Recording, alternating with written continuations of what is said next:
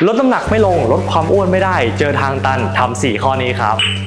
ข้อที่1นะครับเลิกหมกมุ่นกับน้ำหนักนะครับเพราะว่าการหมกมุ่นกับน้ำหนักเนี่ยอย่างที่เคยเล่าให้ฟังไปแล้วเนาะน้ำหนักตัวคนเราเนี่ยนะฮะมันมีทั้งน้ำนะครับกล้ามเนื้อกระดูกไขมันดังนั้นเนี่ยนะครับอย่าไปเครียดกับเรื่องน้ำหนักตัวนะฮะการที่เราลดน้ำหนักไม่ลงไม่ได้แปลว่าเราจะไม่ได้ผลนะครับเพราะว่าการที่เรานะครับบางครั้งเนี่ยอาจจะออกกำลังกายมีกล้ามเนื้อเพิ่มขึ้นมันจะทำให้น้ำหนักตัวของเราอาจจะเพิ่มแต่เราอาจจะกำลังผอมลงแล้วก็กล้ามชัดขึ้นก็ได้นะครับทีนี้ข้อที่2นะครับเป็นคำแนะนำที่ไม่อยากจะให้เท่าไหร่นะแต่ว่านะครับเป็นสิ่งที่จะพบได้ในหนังสือสอนเทรนเนอร์นะครับแล้วก็แนวทางต่างๆคือไปลดแคลอรี่นะครับหรือว่าเป็นการสร้างส่วนต่างตรงนี้ง่ายๆเลยนะครับก็จะเป็นการไปคุมอาหารให้เคร่งขึ้นนะฮะลดอาหารในแต่ละมื้อใช่ไหมหรืออาจจะเป็นการเพิ่มการออกกำลังกายเช่นเพิ่มคาร์ดิโอนะครับจากเดิมทำ50นาทีทำไป60นาทีหรือเพิ่มตอนเช้าตอนเย็นเป็นต้นนะครับแล้วข้อที่3คือทำทั้งคู่เลยก็คือว่าทั้งคุมอาหารเคร่งกว่าเดิมนะครับแล้วก็อาจจะออกกำลังกายหนักกว่าเดิมแต่วิธีนี้ไม่ค่อยแนะนำนะครับเพราะว่ามันมีโอกาสสูงมากนะครับที่เราทำแล้วเนี่ยเราจะล้าเพราะว่าแค่แบบกินน้อยลงออกกำลังกายหนักขึ้นใช่ไหมสิ่งที่อาจจะเกิดขึ้นเนี่ยพอเราเหนื่อยเราก็จะกลับมาตะบะแตกแล้วมันจะโยโย่เอฟเฟกต์หรือกลับมาอ้วนใหม่ได้ครับทีนี้ข้อที่3นะครับถ้าเราไม่อยากจะโยโย่เอฟเฟกต์หรือไม่อยากจะทำให้มันกลับมาอ้วนใหม่เนี่ยนะฮะ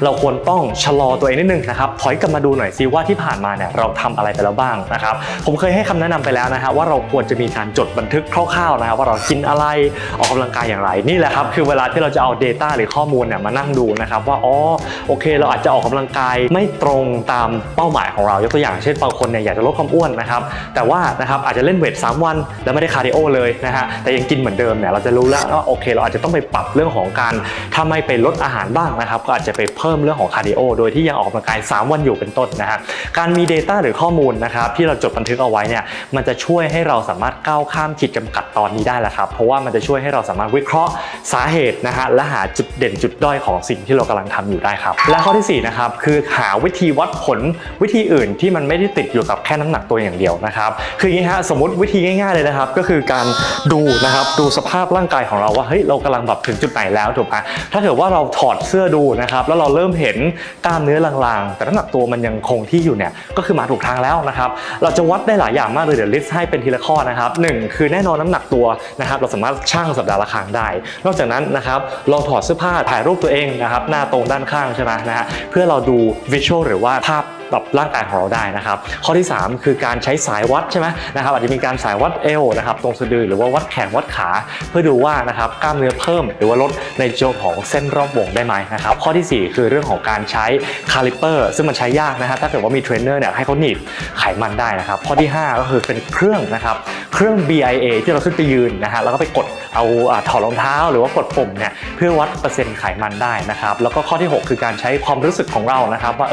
รู้สึกตัวแบบเบาลงนะครับรู้สึกเสื้อผ้าหลวมขึ้นอะไรแบบนี้นะฮะ6ข้อเนี่ยนะครับเราสามารถเลือกมาใช้นะครับประกอบกับสมรรถภาพของเราได้ยกตัวอย่างเช่นถ้าเราเคยจดไว้ว่าเฮ้ยเราวิ่งได้สมมตินะครับ7 กิโลเมตรต่อชั่วโมงนะครับหรือเราเคยวิ่งเพจ6เพจ5ได้ระยะเวลาเท่านี้เนี่ยถ้าเราจดบันทึกสมรรถภาพในการวิ่งความอึดใช่ไหมนะครับความแข็งแรงของเรานะครับจดเอาไว้แล้วมาแมทชิ่งกันกับเรื่องของพัฒนาการของร่างกายนะเราจะรู้ครับว่าเรากำลังมาถูกทางหรือเปล่าแต่ถ้าเกิดว่าเราไม่จดอะไรเลยนะครับเราก็อาจจะไม่สามารถที่จะย้อนกลับมาดูและแก้ปัญหาได้พูดง่ายๆครับก็จะดูเห็นแค่ว่ามีน้ำหนักตัวที่มันตันอยู่ตรงนี้นะฮะสุดท้ายนะครับสรุปนะฮะก็คือว่าหลายคนที่คิดว่าตัวเองถึงทางตันใช่ไหมไม่สามารถลดความอ้วนได้เนี่ยจริงๆนะครับจริงๆแล้วเป็นปัญหาของข้อมูลมันไม่ครบนะฮะคือพอเรามองข้อมูลแค่ตัวเดียวคือน้ำหนักตัวหรือแม้กระทั่งบางทีเรามองแค่ body fat เนี่ยมันหลอกเราได้นะครับดังนั้นเราควรต้องมีการเก็บข้อมูลให้ครบครันมากขึ้นและหาวิธีนะฮะที่มาจากการวิเคราะห์ข้อมูลต่างๆของตัวเองนะครับถ้าเราทำทั้งหมดนี้ได้เนี่ยนะครับ